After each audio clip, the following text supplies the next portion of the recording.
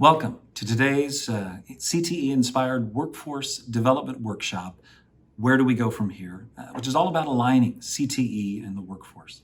I'm Scott Stump, Chief Executive Officer with the National FFA Organization and Foundation, and it's my pleasure to bring you greetings from 6060 FFA Drive in Indianapolis, Indiana. But I'm more pleased to be your guide for today's conversation on this important topic. For those of you unfamiliar with FFA, we are one of the largest school-based youth, career, and leadership development organizations in the country.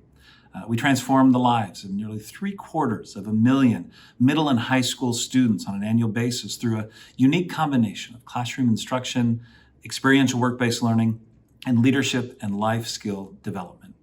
Over my 30-year career in career and technical education, I've been blessed to experience our work from a variety of perspectives. I have experienced CTE as a student, as a teacher, as an employer, and most importantly, as a parent. And I'm happy to report that 2 of our 3 children have used their CTE experience to find their place in today's workforce instead of coming back and living in our basement. Our youngest is still on her path, but looks to also be on a trajectory to find her calling through career and technical education. But the workforce of today is dramatically different than the workforce I was training students for in the early 1990s when I became a teacher. Without question, it's even more drastically different than when my father started his CTE, or vocational education teaching career, in 1963. As we have for over 100 years, the community of career and technical education practitioners across this nation must continue to evolve our programs and practices to meet the needs of our primary stakeholders, students and employers. And for that, we must continually align.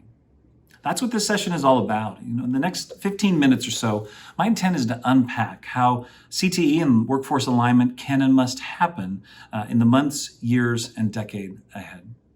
Over the past few years, serving as the Assistant Secretary in the United States Department of Education's Office of Career, Technical, and Adult Education, I had the opportunity to meet with employers from across the nation. Each of them was concerned about the talent pipeline and was ready to engage. Here's why. Prior to the pandemic, in January of 2020, American employers were seeking 7 million skilled employees and struggling to find the talent they needed to operate and expand their businesses. As Johnny C. Taylor, President and Chief Executive Officer for the Society of Human Resource Development, says, there was a war on talent in the United States. And in his opinion, while the pandemic might have put that war on hold, the war for talent has not gone away. Part of this skills gap exists because our CTE programs are not fundamentally aligned, in some cases, to the workforce needs of our states and local communities. This disconnect was made apparent by a 2019 research paper from the Fordham Institute. The report linked CTE course-taking data to the high school longitudinal survey to employment data from the Bureau of Labor Statistics, as it sought to answer 3 kind of central research questions. And those were, to what extent do national CTE course-taking patterns at the high school level reflect the current distribution of jobs across fields and industries? To what extent does CTE course-taking in the high school link to local employment and industry wages? And how do patterns of CTE course-taking differ by student race and gender? Overall, the study found that many fields that support a significant number of U.S. jobs see little CTE course-taking in high school, suggesting the potential for greater alignment in these areas. Students are also more likely to take courses in fields that support more local jobs, but are less likely to do so when these jobs are high-paying, which suggests that today's CTE courses are connecting students with jobs that are plentiful but low-paying by industry standards. And although national CTE course-taking patterns differ significantly by race and gender, all student groups exhibit similar responses to that local labor market demand. So how do we change this trend? How do we better align education and employment as we move forward? As I'm sure you're aware, Congress called on us as a community of career and technical education to increase alignment through the Perkins 5 requirement of the Comprehensive Local Needs Assessment, or CLNA. The CLNA required business and industry involvement in the review of how career and technical programs offered by the eligible recipient are sufficient in size, scope, and quality to meet the needs of all students being served by the eligible recipient, and checking to make sure that they were aligned to state, regional, tribal, or local in-demand industry sectors or occupations identified by the state workforce development boards or local workforce development board. And ultimately, are they designed to meet local education and economic needs not identified by the state boards and or the local workforce development boards? Over the past 3 years, I've watched closely this first round of implementation of the comprehensive local needs assessments, and I was encouraged in some cases by the great conversations taking place locally. But I was disappointed by the true lack of change that ultimately needed to happen in allowing some programs to be retired and formation of new programs for the in-demand career areas. I firmly believe that if we in education truly listen and respond to the employers we serve, we would have seen a greater change in the new programs being opened and existing programs being retired.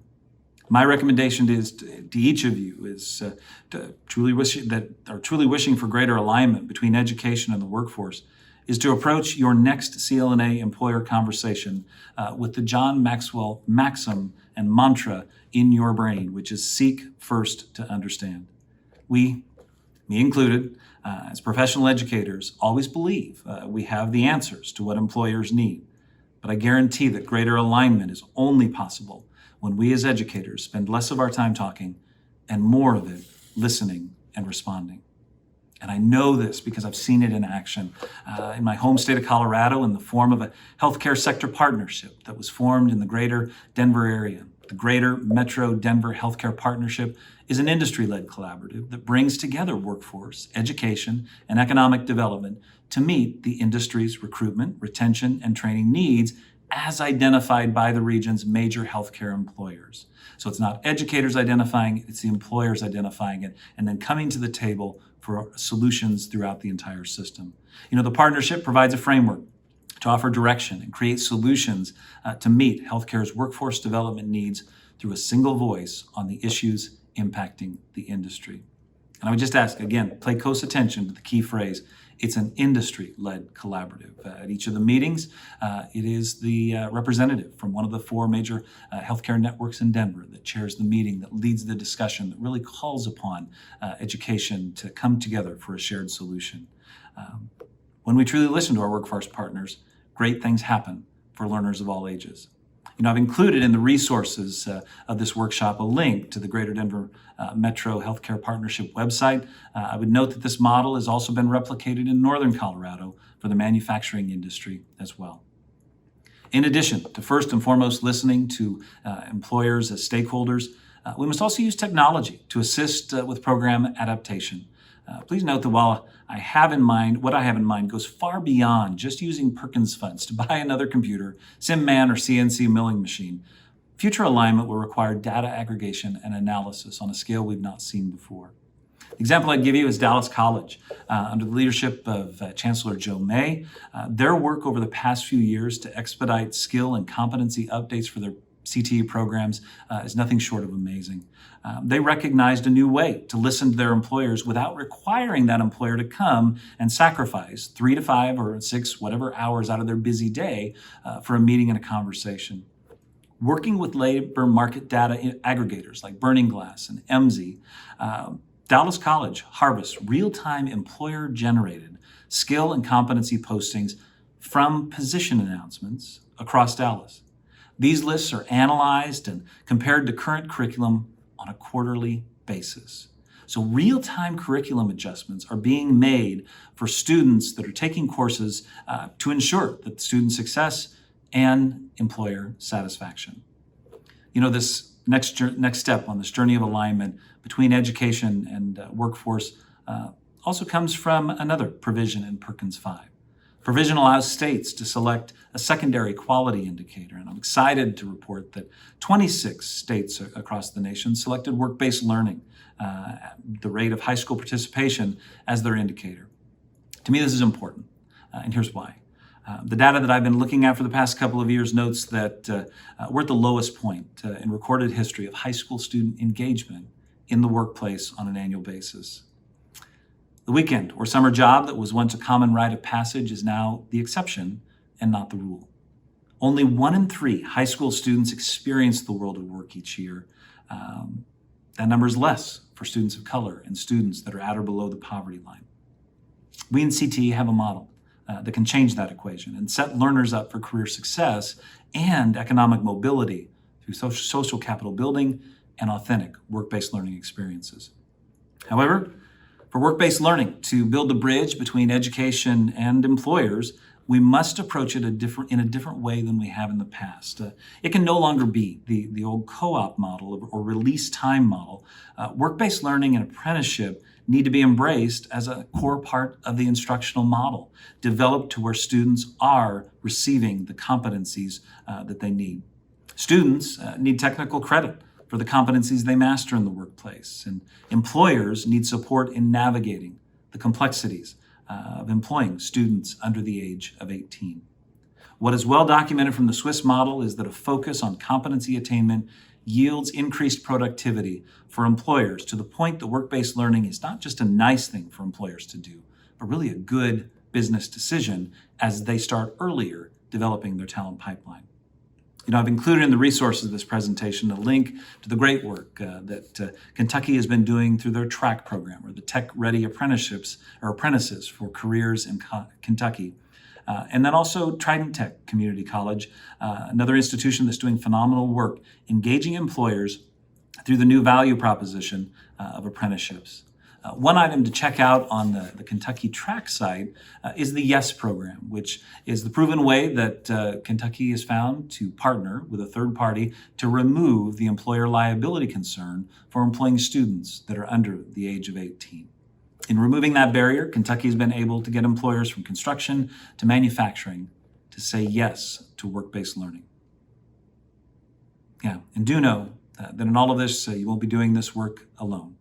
The national and state career and technical education student organizations have a long history of engaging business and industry leaders in the development and implementation of competitive events and in providing financial support. At FFA, we have deep connections with our nation's largest agricultural employers, and are looking for ways that we can assist students and employers in connecting and finding those deep, rich, authentic experiences. All of this is done through what we call supervised agricultural experience, which is our way of saying work-based learning and entrepreneurial education. And there is a suite of resources that are available on our site that will walk a student through a curated process to determine their career interests and connect with a potential employer to secure employment or start their own business. These resources can easily be adapted to fit students in any of the CTE disciplines. You can check them out at the link provided in the resource section of this workshop. In short, we as a community of career and technical education can and must meet our students and employers where they are and design programs with education and workforce alignment in mind from the beginning. Saying that reminds me of Charles Prosser's, one of his first theorems. And for those of you that don't remember Charles Prosser or never heard of him, Charles Prosser really is credited with being the pioneer that really shaped and formed career and technical education, or at the time, vocational education in this nation. He was the architect of the Smith-Hughes Act, which was our first federal funding. And his first theorem was that vocational education will be efficient in proportion as the environment in which the learner is trained is a replica of the environment in which he or she must subsequently work. So our efficiency is directly tied to our ability to have that environment be as close to the workplace as possible. And by connecting with employers is the only way that we're going to increase the efficiency of our system and set more students up for success as we move forward. So ultimately, for us to efficiently and effectively prepare learners for the world of work, it's imperative that we are in education are in lockstep with employers. I hope that today you've gained a few insights that will allow you and your program to be the example of tomorrow.